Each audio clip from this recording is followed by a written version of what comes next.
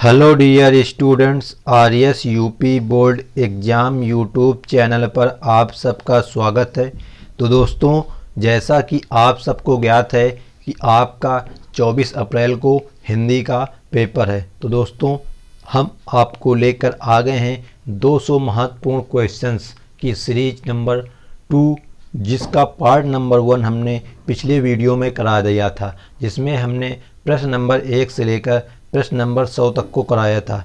तो आज की वीडियो में हम बाकी बचे हुए क्वेश्चंस को बताएंगे। तो दोस्तों, इस वीडियो को यदि आप देख लेते हैं तो ऐसा कोई क्वेश्चन पेपर में नहीं आएगा जो आपके हिंदी गद्य से संबंधित आपको ना आए। तो दोस्तों, वीडियो को बिना स्किप किए अंत तक ज़रूर देखना, और अगर चैनल में पहली बार आए हों तो चैनल को सब्सक्राइब अवश्य कर लेना। तो दोस्तों, जैसा कि आप लोग देख पा रहे हैं कि ये क्वेश्चन नंबर आपका 1 नंबर से लेकर के क्वेश्चन नंबर 100 तक, जो पिछली वीडियो हमने ये सब क्वेश्चन करा दिए तुम लोगों को, तो आज की वीडियो में हम आपको क्वेश्चन नंबर 101 से लेकर के 200 क्वेश्चन नंबर तक को कराने वाले हैं। तो देखते हैं क्वेश्चन नंबर आपका 101। तो आपका क्वेश्चन नंबर 101 है विनोबा भावे, जो कि आपकी इनकी रचना है विनोबा भावे के विचार। देखो, यहाँ की इनकी जो रचना है विनोबा भावे के विचार, इनकी रचना है में तुम्हारा इनका नाम छुपा हुआ है विनोबा। ये आपका उपदेश कहानी का एक तुम्हारा लेखक है विनोबा भावे। इनकी दूसरी रचना है राजघाट की संधि में संस्मरण नामक एक गद्य विधा की तुम्हारी रचना है विनोबा भावे की। तो आपको ये रचना ज़रूर पेपर में पढ़ के जाना है। अगली रचना है तुम्हारी चिरतारुण्य की साधना, ये भी आपका एक निबंध है और वो भी इसके लेखक भी हैं विनोबा भावे। अब आप अगला देखते हैं, लेखक जो आपके हैं हजारी प्रसाद द्विवेदी। तो आपको ये हजारी प्रसाद द्विवेदी की कुछ इंपॉर्टेंट रचनाएं दिख रही हैं, इनको आपको जरूर याद रखना है। जैसे अशोक के फूल, ये तुम्हारा मोस्ट इंपॉर्टेंट रचना है जो कि आपको इंटर के सिलेबस में भी पढ़ाई जाती है, और इनका जीवन परिचय भी आपको तैयार कर लेना है हजारी प्रसाद द्विवेदी का। ये तुम्हारा जो अशोक का फूल है ये एक आपका निबंध है, मतलब कि इसको जो गद्य विधा है वो एक तुम्हारी निबंध है। इसी प्रकार विचार प्रवाह, ये भी आपका एक निबंध है, इसके भी लेखक हैं हजारी प्रसाद द्विवेदी। कुटज भी तुम्हारी एक निबंध है।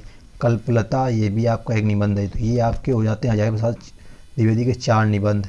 अशोक के फूल, विचार प्रवाह, कुटज और कल्पलता, ये सभी आपके अशोक द्विवेदी यानी कि निबंध तुम्हारे गद्य लेखक हैं, और जो इसके लेखक हैं वो हैं हजारी प्रसाद द्विवेदी। अगली रचना देखते हैं। तो अगली रचना तुम्हारी है, ये तुम्हारा निबंध तक हो गया। इसके बाद में अगला तुम्हारा 1018 है हजारी प्रसाद द्विवेदी का पुनर्नवा, ये आपका एक उपन्यास है। इसी प्रकार बाणभट्ट की आत्मकथा, देखो मोस्ट इंपॉर्टेंट रचना तुम्हारी है, कई बार पूछी गई है, ये तुम्हारा एक उपन्यास है। इसी बार चारु चंद्रलेख, ये भी आपका एक उपन्यास है, ये भी तुम्हारी रचना किसकी है हजारी प्रसाद द्विवेदी की हैं। तो आपको ये जब याद रख कर लेना कि पुनर्नवा, बाणभट्ट की आत्मकथा और चारु चंद्रलेख ये हजारी प्रसाद द्विवेदी की रचनाएं हैं, और उनकी जो विधा है वो उपन्यास है। क्योंकि कभी कभी बोर्ड एग्जाम में आपको रचना का नाम दे देगा, कहेगा किस विधा की रचना, तो आपको वहाँ पे ऑप्शन होंगे निबंध, उपन्यास, कहानी या नाटक। तो आपको वहाँ पर पता होना चाहिए कि ये उपन्यास है। बाणभट्ट की आत्मकथा भी तुम्हारा क्या है, उपन्यास है। अब देखते हैं अगला प्रश्न। तो आपका अगला प्रश्न है प्रश्न नंबर 111। जैसा कि आप लोग देख रहे होंगे ये भी हजारी प्रसाद द्विवेदी की रचना है, और इसकी जो रचना तुम्हारी है वो अनाम दास का पोथा, मोस्ट इंपॉर्टेंट रचना है। ये भी आपकी एक उपन्यास गद्य विधा की रचना है, अनाम दास का पोथा, ये रचना आपको याद रखनी है। अब देखते हैं अगला। तो देखो, हजारी प्रसाद द्विवेदी की काफ़ी रचना है, इनको आपको पढ़ना जरूर है। अब आपकी अगली रचना है जो इतिहास से संबंधित है, हिंदी साहित्य की भूमिका, ये भी आपके हजारी प्रसाद द्विवेदी की रचना ही है। इसी प्रकार हिंदी साहित्य का आदिकाल, ये भी आपकी इतिहास की रचना है, और ये भी लेखक जो हैं इसके वो हैं हजारी प्रसाद द्विवेदी। इसी प्रकार सूर साहित्य, ये एक आपकी आलोचना है। अब आपको यहाँ से आलोचना पढ़नी, देखो यहाँ पे 2 हो गए तुम्हारे इतिहास, ऊपर सबसे पहले हमने पढ़े निबंध, फिर उपन्यास, इसके बाद में इतिहास आया। इतिहास के बाद में आपको आलोचनाएं पढ़ने हैं, किसकी, वो भी हजारी प्रसाद द्विवेदी की रचना सभी अभी आपको चल रही हैं। तो सूर साहित्य, कबीर, गुरु नानक देव, हिंदी साहित्य, ये सभी रचनाएं हजारी प्रसाद द्विवेदी की हैं, और इनकी जो गद्य विधा है वो क्या है, आलोचना। तो ये आपको ध्यान रखना है कि आपकी जो हजारी प्रसाद द्विवेदी की रचना, सबसे पहले आपको सभी रचनाएं याद होनी चाहिए। उनमें से निबंध कौन से हैं, इतिहास कौन से हैं, कहानी कौन सी हैं, आलोचना कौन से हैं, इनके बारे में भी आपको पता होने चाहिए। अगला क्वेश्चन आपका है नाथ सिद्धों की बानियाँ, इसके भी लेखक आपके हैं हजारी प्रसाद द्विवेदी। और इसका जो लेख आलोचना मतलब कि जो गद्य विधा है वो है आलोचना। तो नाथ सिद्धों की बानियाँ। अब आपके अगले लेखक आते हैं महादेवी वर्मा, मतलब लेखिका महादेवी वर्मा। इनकी भी रचनाएं आपके बोर्ड एग्जाम में हमेशा पूछी जाती हैं, मतलब कि एक या दो रचनाएं तो हमेशा पूछी ही जाती हैं। तो आपको इन सभी रचनाओं को अपने नोट्स बुक में लिख लेना है, या पीडीएफ के लिए आप हमारे टेलीग्राम चैनल को ज्वाइन कर लीजिए, जहां पर आपको इस 200 क्वेश्चंस की सीरीज की पीडीएफ फाइल मिल जाएगी। अन्यथा आप हमें मेरे व्हाट्सएप नंबर में मैसेज भी कर सकते हैं। आपको मेरा व्हाट्सएप नंबर इस वीडियो के डिस्क्रिप्शन बॉक्स में मिल जाएगा। तो आपका प्रश्न नंबर 119 है श्रृंखला की कड़ियाँ, जो कि आपका 2013 में पूछा हुआ प्रश्न है। जो एक आपका निबंध है वो किसकी रचना है? तुम्हारी महादेवी वर्मा की रचना है। श्रृंखला की कड़ियाँ, महादेवी वर्मा। इसी प्रकार आपका रचना है छड़दा, ये भी आपका एक निबंध है और इसकी तुम्हारे जो रचनाकार हैं वो है महादेवी वर्मा। इसी प्रकार आपका है विवेचनात्मक, ये आपका एक क्या है गद्य, इसका निबंध है और महादेवी वर्मा इसकी भी लेखिका है। इसी बार अतीत के चलचित्र, इसको जरूर ध्यान रखना, ये इंपॉर्टेंट तुम्हारी रचना है। और इसका जो रेखा चित्र और संस्मरण की गद्य विधा की तुम्हारी ये रचना है, मतलब संस्मरण और रेखा चित्र इस दोनों के अंतर्गत तुम्हारी रचना आती है अतीत के चलचित्र। इसकी लेखिका है महादेवी वर्मा। अगली है तुम्हारी इस्मत की रेखाएं, ये भी तुम्हारा संस्मरण और रेखा चित्र के अंतर्गत आएगा। इसी प्रकार मेरा परिवार, ये रचना काफ़ी इंपॉर्टेंट है, मेरा परिवार, क्योंकि ये रचना तुम्हारी थोड़ा मिलती जुलती है गुलाब राय की रचनाओं से, इसलिए इसको आपको ध्यान रखना। मेरा परिवार महादेवी वर्मा की रचना है और इसकी जो गद्य विधा है वो है संस्मरण और रेखा चित्र।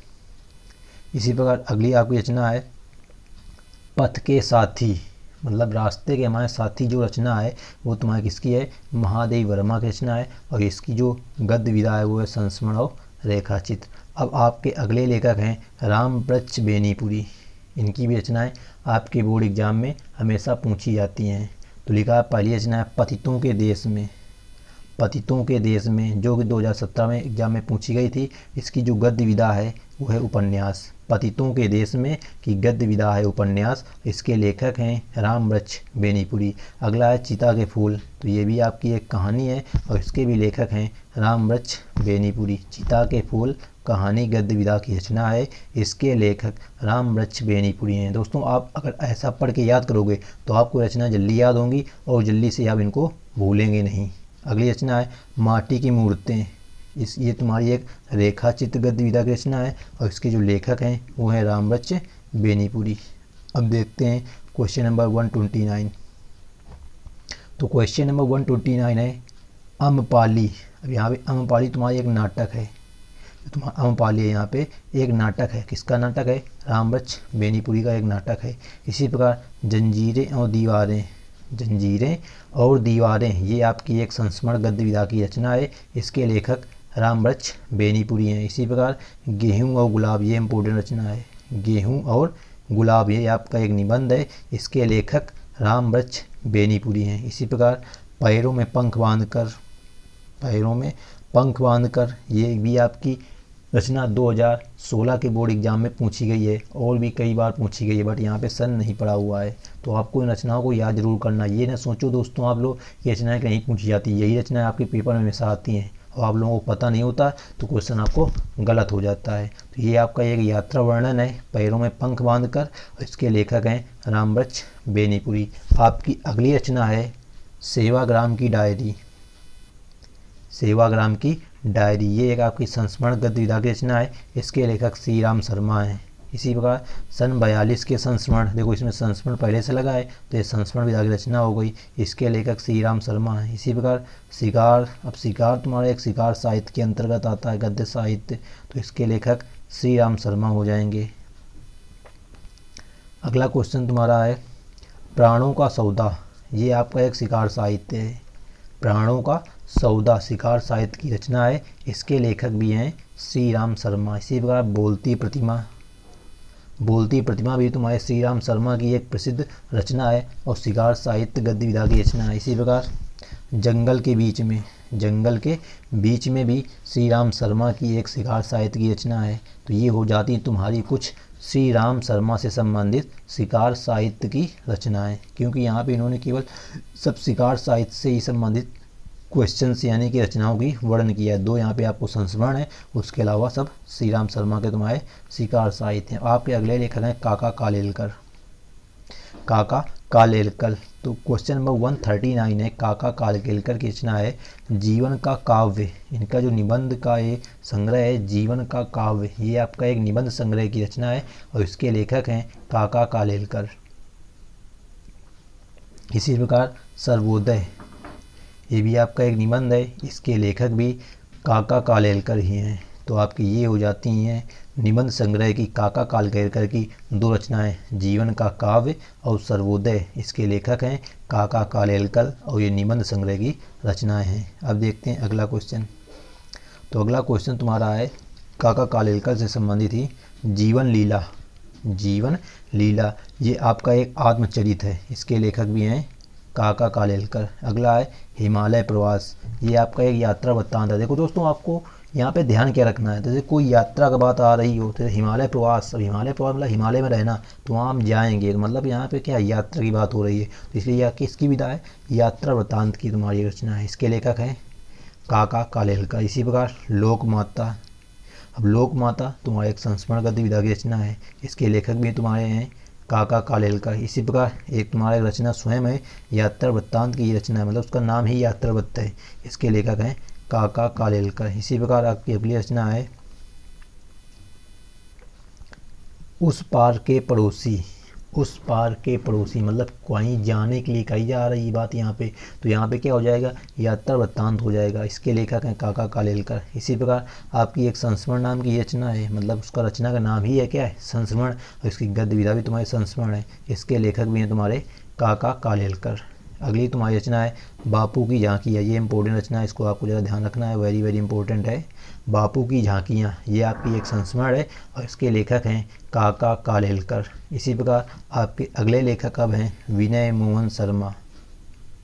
विनय मोहन शर्मा, इनकी एक रचना है साहित्यावलोकन। साहित्यावलोकन 2017 में बोर्ड एग्जाम में पूछी गई रचना है, ये एक निबंध संग्रह की आपकी रचना है। इसी प्रकार आपका दृष्टिकोण, ये भी आपका एक निबंध है। इसी प्रकार आपका दक्षिण भारत की एक झलक, ये भी आपका एक निबंध है, 2011 और 2018 में बोर्ड एग्जाम में आई हुई रचना है। इसी प्रकार तो ये आपके हो जाते हैं 3 निबंध, किसके, विनय मोहन शर्मा के, साहित्यावलोकन, दृष्टिकोण, दक्षिण भारत की एक झलक। तो ये हो गए 3 निबंध विनय मोहन शर्मा के। अगली रचना है आपकी साहित्य शोध समीक्षा।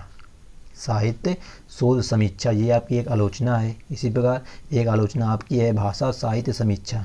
ये साहित्य शोध समीक्षा, ये है भाषा साहित्य समीक्षा। ये दोनों तुम्हारी क्या हैं, आलोचनाएं हैं, वो भी किसकी हैं, विनय मोहन शर्मा की। तो ये आपकी 2 हो जाती हैं आलोचनाएं विनय मोहन शर्मा नामक लेखक की। अगली तुम्हारी रचना है रेखा और रंग। रेखाएं और रंग ये आपका एक संस्मरण और रेखा चित्र है, इसके लेखक भी हैं विनय मोहन शर्मा। तो अब देखते हैं अगली क्वेश्चन। तो क्वेश्चन नंबर 154 है कवि प्रसाद कृत आंसू और अन्य कृतियाँ। एक रचना का नाम है कवि प्रसाद कृत आंसू और अन्य कृतियाँ, ये एक आपकी आलोचना है, इसके लेखक है विनय मोहन शर्मा। हिंदी को मराठी संतों की देन, ये आपका एक शोध है, मतलब कि शोध मतलब होता है कि कोई चीज़ खोजना, सर्च करना, रिसर्च करना, उसको कहते हैं शोध। तो हिंदी को मराठी संतों की देन, ये है विनय मोहन शर्मा की एक इम्पोर्टेंट रचना। इसी प्रकार शोध प्रविधि, ये भी आपका एक शोध है विनय मोहन शर्मा का। इसी प्रकार व्यवहारिक समीक्षा, ये भी आपका एक शोध है विनय मोहन शर्मा का। इसी प्रकार हिंदी गीत गोविंद, ये इम्पोर्टेंट रचना है, हिंदी गीत गोविंद, ये भी है विनय मोहन शर्मा की रचना। इसी प्रकार आपके अगले लेखक हैं लक्ष्मी सागर वार्ष्णेय। इनकी आपकी कुछ रचनाएं हैं, वैसे ये कम पूछी जाती हैं तुम्हारी। लक्ष्मी सागर वार्ष्णेय की रचनाएं आपको बहुत कम पूछी जाती हैं, बस आप लोग इनको एक झलक देख लीजिए। आधुनिक हिंदी साहित्य, भारतेंद्र हरिश्चंद्र, 20वीं शताब्दी हिंदी साहित्य, नए संदर्भ आलोचना है, फोर्ट विलियम कॉलेज हो गया, हिंदी साहित्य का इतिहास हो गए। ये सभी तुम्हारी जो रचनाएं हैं वो हैं लक्ष्मी सागर वार्ष्णेय की। इसी प्रकार अगली तुम्हारी रचना है आधुनिक हिंदी साहित्य की भूमिका, जो कि आपका इतिहास है, इसके भी लेखक हैं लक्ष्मी सागर वार्ष्णेय। तो ये हो गए तुम्हारे कुछ इम्पोर्टेंट क्वेश्चंस। अब देखते हैं और इससे भी इम्पोर्टेंट क्वेश्चंस। तो दोस्तों वीडियो को अंत तक ज़रूर देखना, और अगर वीडियो अच्छी लग रही हो तो वीडियो को लाइक ज़रूर कर देना। आपका क्वेश्चन नंबर 165 है, गुनाहों का देवता आपकी एक रचना है और इसकी जो विधा है वो है उपन्यास, और ये तुम्हारी जो रचनाकार इसके हैं वो है धर्मवीर भारती। ये क्वेश्चन आपके बोर्ड एग्जाम में हमेशा पूछा जाता है कि गुनाहों का देवता नामक रचना किस विधा की रचना है, तो उपन्यास विधा की रचना है, इसके लेखक हैं धर्मवीर भारती। आपकी अगली रचना है सूरज का सातवां घोड़ा, मोस्ट इम्पोर्टेंट रचना। दोस्तों आपको इन क्वेश्चंस को जरूर नोटबुक में लिखना है, जो इम्पोर्टेंट क्वेश्चन बता रहे हैं आपको। इसके भी लेखक है धर्मवीर भारती और ये भी आपकी एक उपन्यास है। इसी प्रकार नदी प्यासी थी, नदी प्यासी थी, इसके भी लेखक हैं धर्मवीर भारती और ये एक मान नाटक है। नदी प्यासी थी ये आपका एक नाटक है। इसी प्रकार अंधा युग, ये भी आपका एक नाटक है, इसके लेखक भी हैं धर्मवीर भारती। अगला है तुम्हारा कहनी, कहनी अनकहनी, ये तुम्हारी एक कहानी है, कहनी अनकहनी, इसके लेखक हैं धर्मवीर भारती। तो ये हो जाती हैं धर्मवीर भारती से संबंधित कुछ इम्पोर्टेंट रचना है। तो दोस्तों ये रचनाओं को ज़रूर याद कर लेना। तो अगली रचना आपकी है धर्मवीर भारती की ठेले पर हिमालय, ठेले पर हिमालय, ये आपका एक निबंध संग्रह है। धर्मवीर भारती की संबंधित रचनाएं तो मैं भी चल रही हैं। तो ठेले पर हिमालय निबंध संग्रह की रचना है, इसके लेखक धर्मवीर भारती हैं। इसी प्रकार ठेले पर हिमालय तुम्हारा वही क्वेश्चन देखो सेम आ गया। अगला तुम्हारा है पश्यंती, एक आपका निबंध है, इसके लेखक भी हैं धर्मवीर भारती। पश्यंती निबंध लेखक की रचना है, इसके लेखक धर्मवीर भारती हैं। इसी प्रकार नीली झील, ये एक आपका एकांकी है, इसके लेखक हैं धर्मवीर भारती। अब देखते हैं अगला क्वेश्चन। तो आपका अगला क्वेश्चन है मानव मूल्य और साहित्य, मानव मूल्य और साहित्य, ये आपकी एक आलोचना विधा की रचना है, इसके लेखक भी हैं धर्मवीर भारती। इसी प्रकार आपकी अगली रचना है चांद और टूटे हुए लोग, चांद और टूटे हुए लोग, ये आपकी कहानी संग्रह है, इसके लेखक भी हैं धर्मवीर भारती। इसी प्रकार आपकी इम्पोर्टेंट रचना है मृगनयनी, इसके लेखक हैं वृंदालाल वर्मा। मृगनयनी आपका उपन्यास विधा की रचना है, इसके लेखक हैं श्री वृंदालाल वर्मा। इसी प्रकार आपकी अगली मोस्ट इम्पोर्टेंट रचना है आवारा मसीहा, आवारा मसीहा, जो कि बोर्ड एग्जाम में काफ़ी पूछी जाती है और एक कंपटीशन में भी काफ़ी इम्पोर्टेंट रचना है, जो कि आपकी कंपटीशन जैसे रेलवे हो गई, एसएससी बोर्ड एग्जामों में भी पूछी जाती है दोस्तों। तो ये आपको याद रखना कि आवारा मसीहा विष्णु प्रभाकर की रचना है। अगला तुम्हारा एक रचना है चित्रलेखा, चित्रलेखा, ये आपकी उपन्यास विधा की रचना है, इसके लेखक हैं भगवती चरण वर्मा। अगला देखते हैं क्वेश्चन। तो क्वेश्चन नंबर है तुम्हारा 178, लहरों के राजहंस, इम्पोर्टेंट रचना है, ये आपका एक नाटक है, इसके लेखक हैं मोहन राकेश। लहरों के राजहंस मोहन राकेश की रचना है, ये एक नाटक विधा की रचना है। इसी प्रकार आषाढ़ का एक दिन, ये भी आपका एक नाटक है, इसके लेखक भी हैं मोहन राकेश। आषाढ़ का एक दिन के लेखक हैं मोहन राकेश, यह एक गद्य विधा की नाटक विधा की रचना है। साहित्य देवता, ये आपकी रचना है माखनलाल चतुर्वेदी की। साहित्य देवता, ये आपका एक निबंध काव्य है, माखनलाल चतुर्वेदी निबंध काव्य के लेखक हैं। इसी प्रकार अगली तुम्हारी है कुल्ली घाट, कुल्ली भाट, ये तुम्हारी रचना है सूर्यकांत त्रिपाठी निराला की। अगली आपकी इम्पोर्टेंट रचना है कलम का सिपाही, कलम का सिपाही, इसके लेखक है अमृत राय और ये तुम्हारा एक जीवन चरित्र है।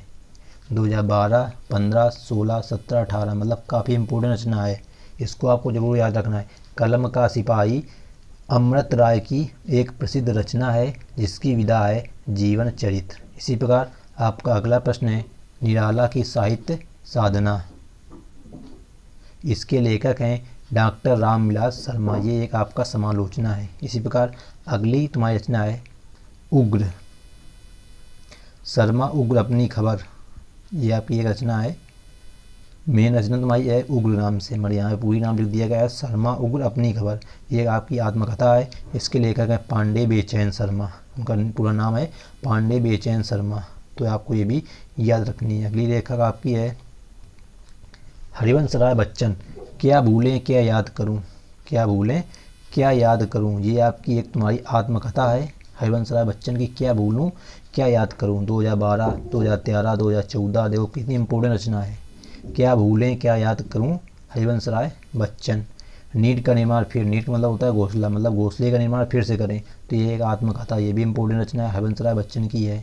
अगला पृथ्वीराज की आँखें, पृथ्वीराज की आँखें, ये आपका एकांकी विधा की रचना है। इसके लेखक है डॉक्टर राम कुमार वर्मा। पृथ्वीराज की आँखें डॉक्टर राम कुमार वर्मा के द्वारा लिखी गई एक प्रसिद्ध एकांकी गद्य विधा की रचना है। देखो कलम का सिपाही, अभी हमने आपको ऊपर क्वेश्चन वाला कराया, कलम का सिपाही। तो ये देखो क्वेश्चन तुम्हारा रिपीट हो रहा है यहाँ पर, तो इनको हम छोड़ रहे हैं। 187 बार में 188 में पहुँचते हैं। ये देखो यहाँ से 188 क्वेश्चन मिल गया। तो क्वेश्चन नंबर 188 आपका है भूतनाथ, जो कि आपकी 30वीं उपन्यास है, एक देवकीनंदन खत्री इसके लेखक हैं। मतलब भूतनाथ नामक उपन्यास के लेखक देवकीनंदन खत्री हैं। इसी प्रकार शेखर एक जीवनी, ये आपकी रचना है। शेखर एक जीवनी आपका एक उपन्यास है। सच्चिदानंद हिरन वास्यान गे इसके लेखक हैं। रचना का नाम है शेखर एक जीवनी, इसके लेखक हैं सच्चिदानंद हीरानंद वास्यान अज्ञे। आपकी एक उपन्यास विधा की रचना है और काफ़ी इम्पोर्टेंट रचना है। आप लोगों को इसको याद जरूर रखना है। अगला आत्मनेपद, आत्मनेपद भी आपका एक निबंध संग्रह है। इसके लेखक भी हैं सच्चिदानंद हीरानंद वास्यान अज्ञे। यहाँ पे इसको संक्षेप में लिखा गया, जो ये पूरा नाम लिखा था उसको यहाँ पे संक्षेप में कर दिया गया है। इसलिए उन्होंने कहा था, सॉरी उसने कहा था, ये एक आपकी कहानी है। उसने कहा था, ये आपकी एक कहानी है। इसके लेखक हैं चंद्रधर शर्मा गुलेरी, चंद्रधर शर्मा गुलेरी। तो आपका अगला प्रश्न है प्रश्न नंबर 192, कविता के नए प्रतिमान, कविता के नए प्रतिमान। तो कविता के नए प्रतिमान ये आपकी एक आलोचना है। इसके जो लेखक हैं वो हैं डॉक्टर नामवर सिंह, डॉक्टर नामवर सिंह। इसी प्रकार आपकी अगली इम्पोर्टेंट रचना है त्यागपत्र, जिसके लेखक हैं जैनेन्द्र कुमार, और ये एक आपकी उपन्यास है। ये भी रचना आपकी बोर्ड एग्जाम में हमेशा पूछी जाती है। तो दोस्तों इस रचना को भी आपको ध्यान रखना है। त्यागपत्र जैनेन्द्र कुमार की रचना है, उपन्यास विधा है। इसी प्रकार मेरी लद्दाख यात्रा, देखो ये भी एक यात्रा आ गई, तो यात्रा वृत्तांत होगा। इसके लेखक हैं राहुल सक्रात्यायन, मेरी लद्दाख यात्रा के लेखक हैं राहुल सांकृत्यायन। इसी प्रकार अगली रचना तुम्हारी तीर्थ सलिल, ये तुम्हारा काव्य है। इसके लेखक हैं सत्येंद्र नाथ दत्ता, तीर्थ सलिल सत्येंद्र नाथ दत्ता। तो अगला क्वेश्चन आपका है क्वेश्चन नंबर 196, दैनिकी, ये आपकी एक डायरी गद्य विधा की रचना है दैनिकी, जिसके लेखक हैं सियाराम शरण गुप्त, सियाराम शरण गुप्त। इसी प्रकार महिला आंचल, इंपोर्टेंट रचना तुम्हारी ये उपन्यास की है। फणीश्वर नाथ रेणु इसके लेखक है तुम्हारा। इसी बार जहाज का पक्षी या जहाज का पंछी उपन्यास विधा की रचना है। इसके लेखक हैं इलाचंद जोशी। तो दोस्तों ये हो जाते हैं आपके कुछ महत्वपूर्ण प्रश्न की सीरीज नंबर 2, क्योंकि सीरीज नंबर 1 में हमने क्वेश्चन नंबर 1 से लेकर क्वेश्चन नंबर 100 तक को कराया था। तो दोस्तों जिसने भी अभी तक उस वीडियो को नहीं देखा तो चैनल पर जाकर के उस वीडियो को ज़रूर देख ले, जिससे आपको 200 क्वेश्चंस जो कि आपके मोस्ट इम्पोर्टेंट क्वेश्चंस हैं तो वो आपको याद हो जाएं। अगर PDF चाहिए तो टेलीग्राम चैनल को ज्वाइन कर लेना, अन्यथा आप हमारे व्हाट्सअप नंबर में हमें व्हाट्सअप कर देना, हम आपको PDF फाइल प्रोवाइड कराएंगे। तो thanks for watching this video. मिलते हैं नेक्स्ट वीडियो में, जब तक के लिए जय हिंद जय भारत। और दोस्तों चैनल में पहली बार आए हों तो चैनल को सब्सक्राइब अवश्य कर लेना।